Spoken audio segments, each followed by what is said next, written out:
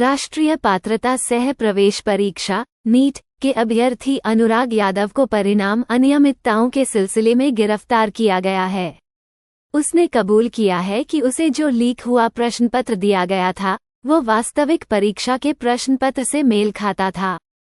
India today को दिए गए विशेष साक्षात्कार में बिहार के दानापुर नगर परिषद से जुड़े एक इंजीनियर के भतीजे 22 वर्षीय यादव ने बताया कि कैसे उसे उसके रिश्तेदार सिकंदर प्रसाद यादवेदु ने परीक्षा के लिए किए गए प्रबंधों के बारे में बताया था। यादव ने स्वीकार किया कि उसे लीक हुआ नीट प्रश्नपत्र और उसके उत्तर पहले ही मिल गए थे। आश्चर्यजनक रूप से वास्तविक परीक्षा के दौरान उसे जो प्रश्नपत्र मिला वो उसके चाचा द्वारा दिए गए लीक हुए प्रश्नपत्र से मेल खाता था, जैसा कि उसके द्वारा हस्ताक्षरित स्वीकारोक्ति पत्र में बताया गया है। यादवेदु द्वारा एक स्वीकारोक्ति पत्र के सामने आने के बाद ये घटनाक्रम सामने आया है, जिसमें एक मंत्री जी की कथित संलिप्तता का आरोप लगाया गया है, जिन्होंने पटना में एक सरकारी बंगले में यादव, उसकी मां और अन्य सहयोगियों के लिए आवास की सुविधा प्रदान की थी।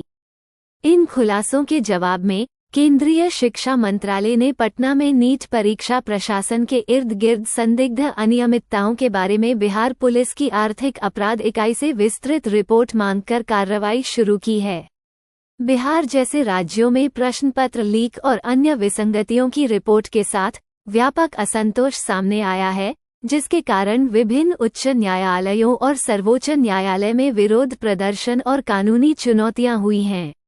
मंत्रालय के एक अधिकारी ने परीक्षा की अखंडता को बनाए रखने और छात्र हितों की रक्षा के लिए सरकार की प्रतिबद्धता पर जोर दिया।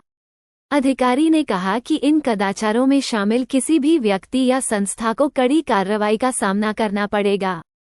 नीट यूजी परीक्षा, जो 5 मई को 4750 केंद्रों पर लगभग 24 लाख प्रतिभागियों के साथ हुई थी, के परिणाम शुरू में 14 जून को घोषित किए जाने थे, लेकिन उत्तर पुस्तिकाओं के त्वरित मूल्यांकन के कारण उन्हें 4 जून को पहले घोषित कर दिया गया।